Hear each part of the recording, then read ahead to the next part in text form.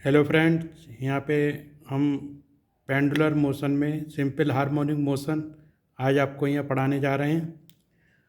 देखिए, यहाँ पे हम आपको दिखाते हैं। देखिए, ये एक स्ट्रिंग है और स्ट्रिंग में एक बॉब को बांधा गया है।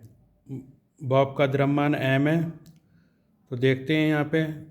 देखिए, ये परपेंडिकुलर से ये बॉब जो है वो स्ट्रिंग के माध्यम से एंगल बनाता है थीटा, और चूँकि इसका एंगल जो थीटा है वो इस दिशा में हमने एंटी क्लॉकवाइज दिशा में इसे पॉजिटिव माना है। ठीक है, तो देखते हैं कि देखिए जो बॉब है, जो बॉब का द्रव्यमान m है, तो जैसा कि ग्रेविटेशनल फोर्स बॉब पे हमारा वर्क करेगा, तो m पे लगने वाला ग्रेविटेशनल फोर्स जो है हमारा क्या है, g है।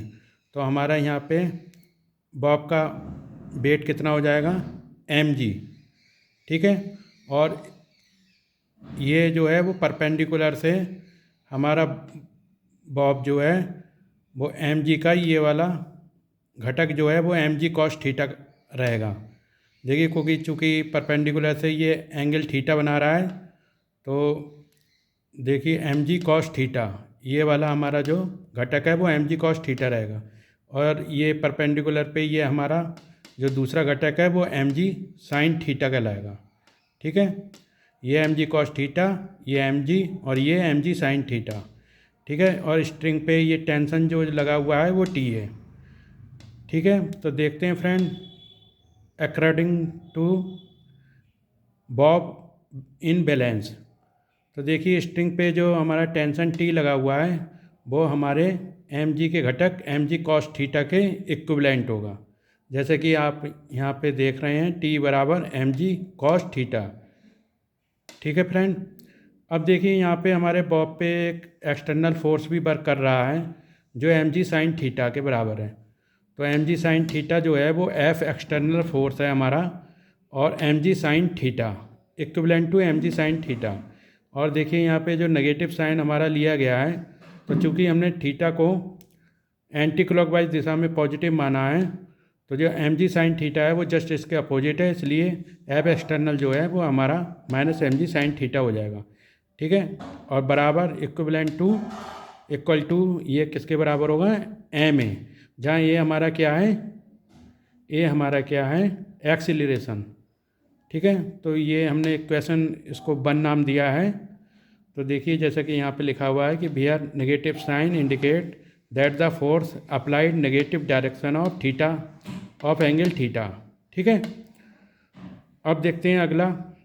यहाँ पे हम ये परपेंडिकुलर मोशन के अंतर्गत यहाँ पे बॉब की टेंशन और बॉब का द्रव्यमान जो कि यहाँ पे लग रहा है उसके अंतर्गत एक रिलेशन निकाल रहे हैं। ठीक है, तो देखते हैं अगला नेक्स्ट। तो देखिए, यहाँ पे भी हमारा बॉब है जो एंगल थीटा पे मूव कर रहा है, और इसकी स्ट्रिंग की लंबाई जो है L दी गई है, और ये परपेंडिकुलर से x डायरेक्शन पे जो मीन पोजीशन से ये x डिस्टेंस पे हमारा बॉब रखा गया है।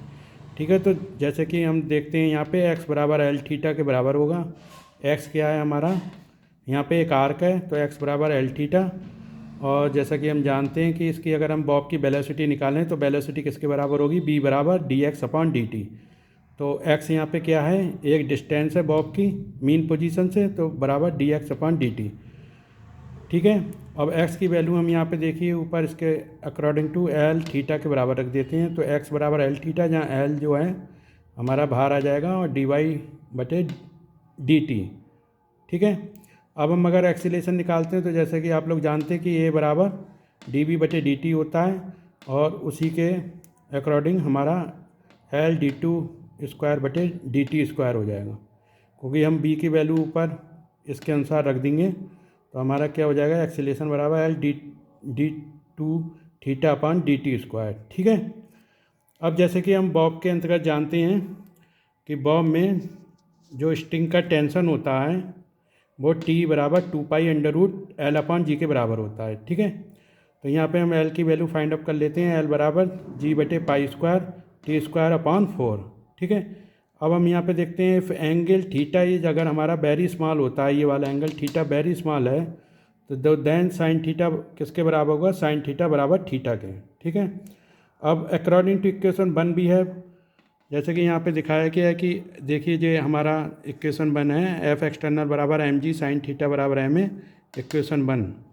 ठीक है। तो यहाँ पे हम देखते हैं इसकी वैल्यू पुटअप कर देते हैं। अकॉर्डिंग टू इक्वेशन 1 भी है माइनस एम जी थीटा बराबर M L square D two theta upon D T square. ठीक है। ये इसको इक्विवेलेंट हो जाएगा, और हम डी टू थीटा बटे डी टी स्क्वायर की यहाँ पे रिलेशन निकालते हैं प्लस, और यहाँ पे देखिए जी बटे एल थीटा बराबर 0। ठीक है। और यहाँ पे हम इसको थीटा को ऊपर 2 पॉइंट रख देते हैं, प्लस डब्ल्यू स्क्वायर थीटा बराबर 0। तो भैया जी बटे एल हमारा किसके बराबर होगा, ओमेगा स्क्वायर के। ठीक है। हमने इसको ओमेगा स्क्वायर का नाम दे दिया है भैया, ओमेगा स्क्वायर बराबर जी बटे एल। ठीक है फ्रेंड। तो ये हमारा सिंपल हार्मोनिक मोशन में पेंडुलम में एक रिलेशन क्रिएट हो गया है। ठीक है। जो बहुत ही इम्पॉर्टेंट है परीक्षाओं की दृष्टि से। ठीक है। आप लोगों को समझ में आ गया? अगर कोई प्रॉब्लम हो तो आप हमें बता सकते हैं। ठीक है। धन्यवाद फ्रेंड।